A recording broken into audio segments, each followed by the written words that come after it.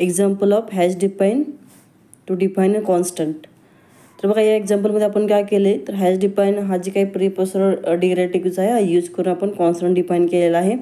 त्याच्यामध्ये बघा hash define पाय, हॅश डिफाईन आपण काय घेतले तर पाय 3.14 घेतले. काय घेतले पाय 3.14. आणि इथं वाईडमेनमध्ये काय केलं प्रिंटफ %f आणि पी आय काय केलं प्रिंट केलं आहे. आता इथं बघा हा जी काही पी आय आहे हा पी आय काय आहे तर कॉन्स्टंट आहे. तर त्या ठिकाणी काय होईल त्याची काय डेफिनेशन असेल जी टोकन व्हॅल्यू असेल ती काय होईल या ठिकाणी रिप्लेस होणार आहे आणि त्याप्रमाणे काय होईल ती प्रिंट होईल. ठीक आहे. तर दुसरं एक्झाम्पल बघा example of hash define to create a macro. इथं आपण मॅक्रो डिफाईन करून घेतलं आहे बघा. तर हॅश डिफाईन मॅक्रो A, आणि देन पुढे काय असेल तर मॅक्रोची डेफिनेशन A<B (A:B).